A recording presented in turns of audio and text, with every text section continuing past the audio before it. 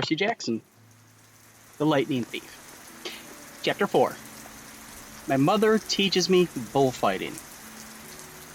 We tore through the night along dark country roads. Wind slammed against the Camaro. Rain lashed the windshield.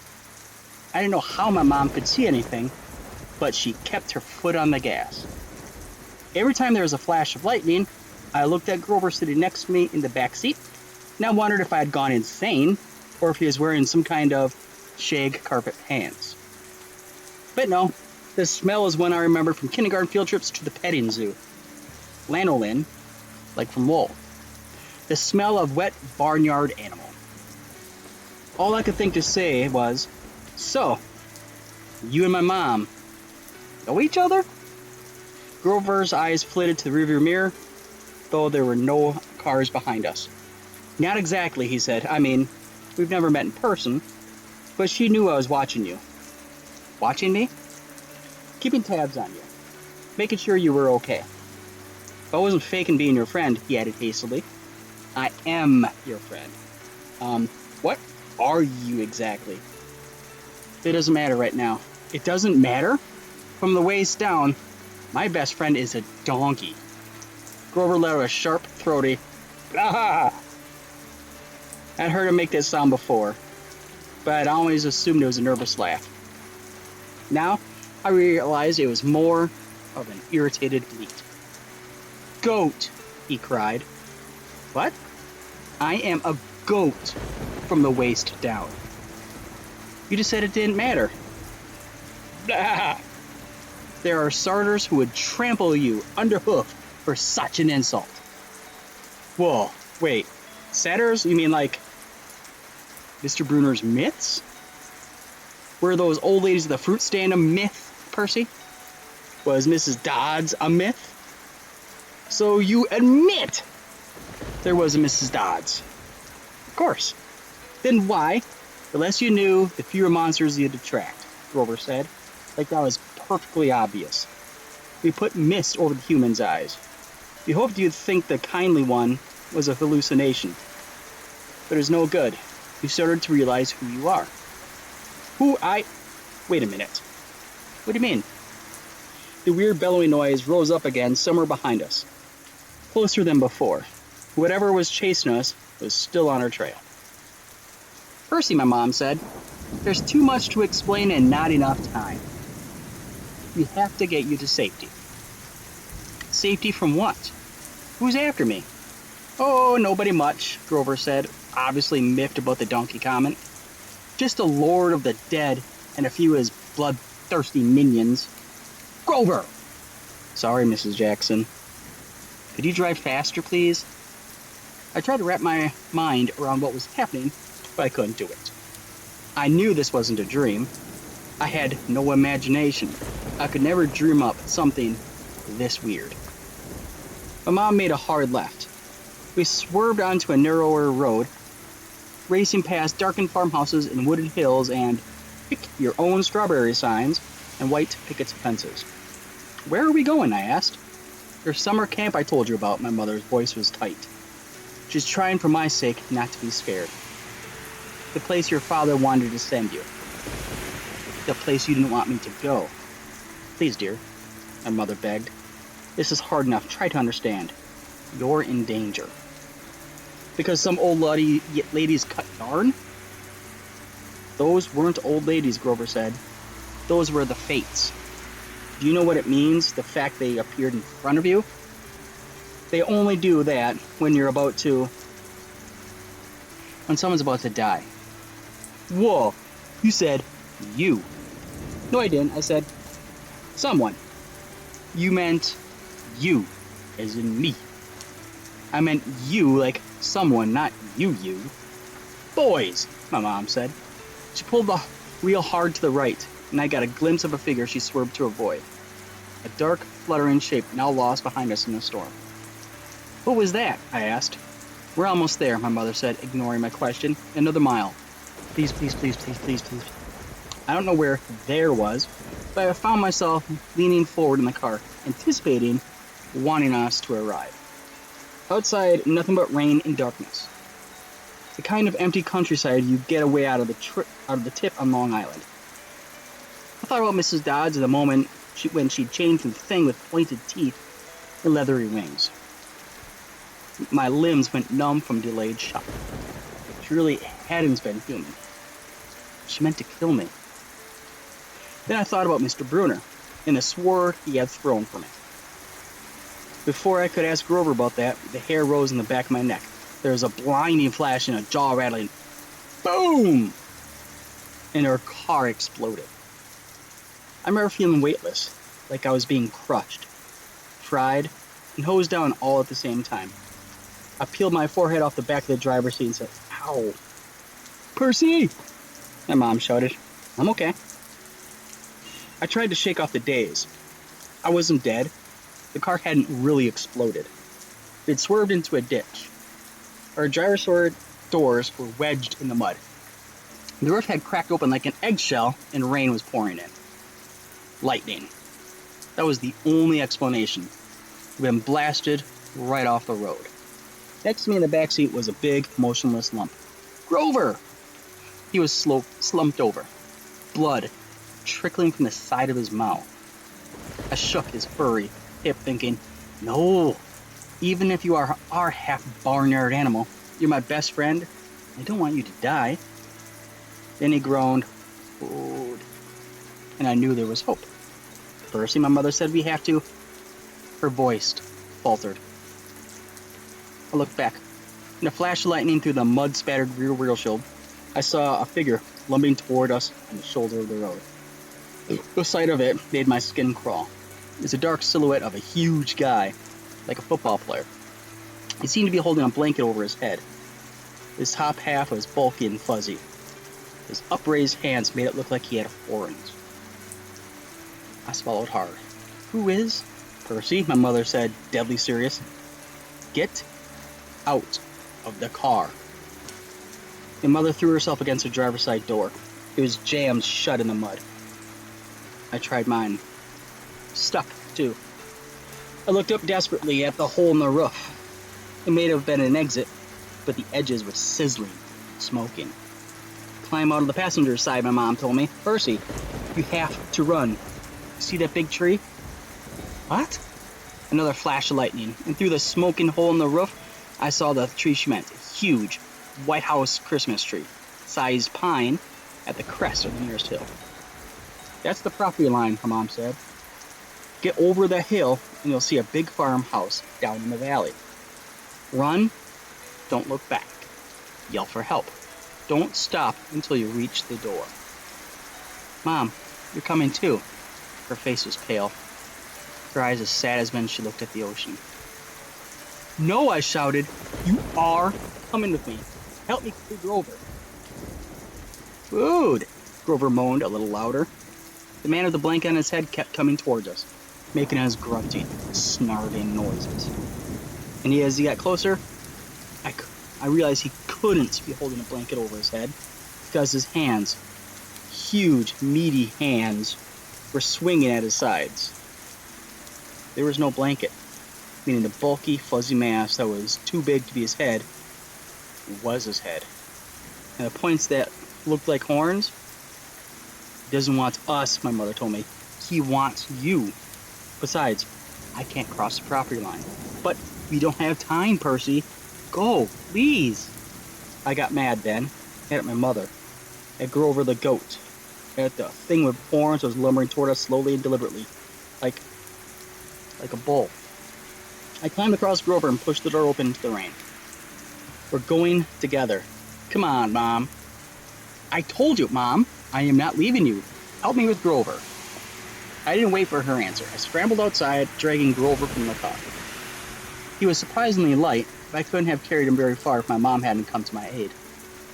Together, we draped Grover's arms over our shoulders and started stumbling uphill through waist-high grass. Glancing back, I got my first clear look at the monster. He was 7 feet tall, easy. His arms and legs looked something from the cover of Muscle Man magazine. Bulging biceps and triceps and a bunch of other steps. All stuffed like baseball under vein-webbed skin. He wore no clothes except underwear. I mean, bright white through the looms, which kind of looked funny, except the top half of his body was so scary. Orc's brown hair started at his belly button and got thicker as it reached his shoulders. His neck was a mass of muscle and fur leading up to his enormous head, which had a snout as long as my arm, snotty nostrils with a gleaming brass ring, cruel black eyes, and horns. Enormous black and white horns with points you just couldn't get from an electric pencil sharpener. I recognized the monster all right. He had been in the one in the first story Mr. Bruner told us. But he couldn't be real. I blinked the rain out of my eye. That's Paspisi's son, my mother told me. I wish I had known how badly they want to kill you, but he's the... Don't say his name. Names have power. The pine tree was still too far away. 100 yards uphill at least. I glanced behind me again. The bull man hunched over our car, looking in the windows. Not looking exactly, more like sniffing, nuzzling. I wasn't sure why he bothered, since we were only about 50 feet away. Food? Grover moaned. Shh, I told him. Mom, what's he doing? Doesn't he see us? His sight and hearing are terrible. He goes by smell. But he'll figure out where we are soon enough. As if on cue, the bull man bellowed in rage. He picked up Gabe's Camaro by the torn roof, the chassis creaking and groaning. He raised the car over his head and threw it down the road. It slammed into wet asphalt and skidded in a shower of sparks for about a half a mile before coming to a stop. The gas tank exploded. Not a scratch, I remember Gabe saying. Oops. Percy, my mom said, when he sees us, he'll charge. Wait until the last second, then jump out of the way. Directly sideways. He can't change directions very well once he's charging. Do you understand? How do you know all this? I've been worried about an attack for a long time. I should have expected this. I was selfish, keeping you near me. Keeping me near you, but another bellow of rage. The bull man started tromping uphill. He'd smelled us. The pine tree was only a few more yards, but the hill was getting steeper and slicker, and Grover wasn't getting any lighter. The bull man closed in. Another few seconds, he'd be on top of us. My mother must have been exhausted, but she shouldered Grover. Go, Percy, separate. Remember what I said. I didn't want to split up, but I had the feeling she was right. It was our only chance. I sprinted to the left, turned, and saw the creature bearing down on me. His black eyes glowed with hate. He reeked like rotten meat. He lowered his head and charged, those razor-sharp horns aimed straight at my chest. The fear in my stomach made me want to bolt, but that wouldn't work. I could never outrun this thing, so I held my ground. At the very last moment, I jumped to the side. The bull man stormed past like a freight train, then bellowed with frustration and turned, but not toward me this time, toward my mother, who was getting Grover down in the grass. We reached the crest of the hill. Down the other side I could see a valley, just as my mother had said, the lights of a farmhouse, glowing yellow through the rain. But that was a half a mile away. We'd never make it.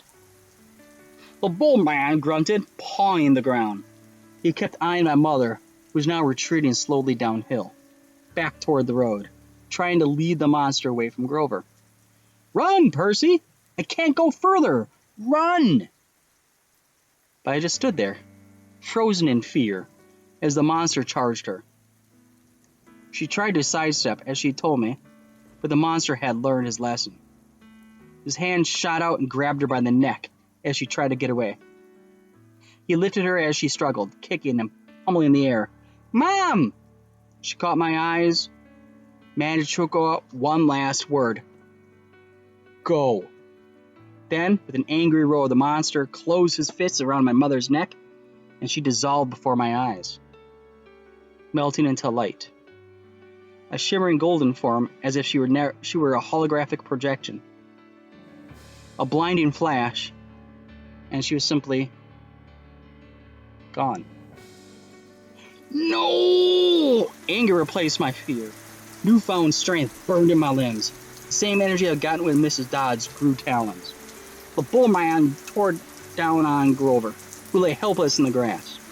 The monster hunched over, snuffing my best friend, as if he were about to lift Grover up and make him dissolve too. After all that, I stripped off my red rain jacket. Hey! I screamed, waving my jacket, running to one side of the monster. Hey, stupid! Ground beef! Roar!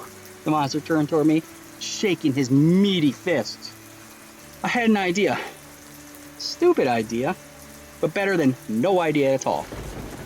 I put my back to the big pine tree and waved my red jacket in front of the bull man, thinking I'd jump out of the way at the last moment. It didn't happen like that. The bull man charged too fast, his arms out to grab me whichever way I tried to dodge. Time slowed down. My legs tensed. I couldn't jump sideways, so I leaped straight up, kicking off the creature's head, using it as a springboard, turning in midair, and landing on his neck. How did I do that? I didn't have time to figure it out. A millisecond later, the monster's head slammed into the tree, and the impact nearly knocked my teeth out. The bull man staggered around, trying to shake me. I locked my arms around his horns to keep from being thrown. Thunder and lightning were still going strong. The rain was in my eyes.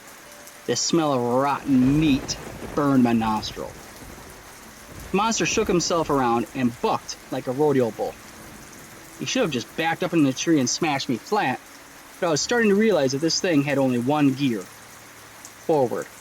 Meanwhile, Grover started groaning in the grass.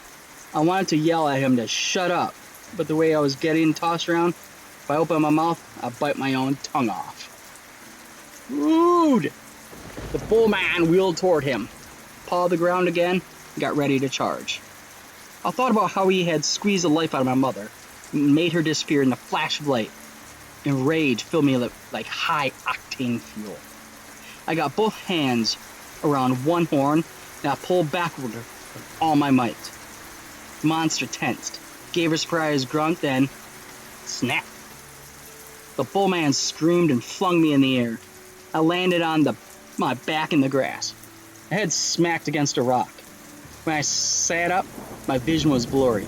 I had a horn in my hands, a ragged bone weapon the size of a knife. The monster charged. Without thinking, I rolled to one side and came up kneeling. As the monster barreled past, I drove the broken horn straight into his side, right up under his furry ribcage. The bull man roared in agony. He flailed, clawing at his chest, then began to disintegrate. Not like my mother, in a flash of golden light, but like crumbling sand, blown away in chunks by the wind, the same way Mrs. Dodds had burst apart. The monster was gone. The rain had stopped. The storm still rumbled, but only in the distance. I smelled like livestock, and my knees were shaking. My head felt like it was splitting open. I was weak and scared and trembling with grief. I'd just seen my mother vanish. I wanted to lie down and cry, but there was Grover needing my help. So I managed to haul him up and staggered down into the valley, towards the light of the farmhouse. I was calling, crying to my mother, but I held on to Grover. I wasn't going to let him go. The last thing I remember is collapsing on a wooden porch, looking up at a ceiling fan circling toward me, moths flying around a yellow light, and the stern face of a familiar-looking bearded man, and a pretty girl. Her blonde hair curled like a princess's. They both looked down at me. And the girl said, "He's the one. He must be." "Silence, Annabeth," the man said. "He's still conscious. Bring him inside."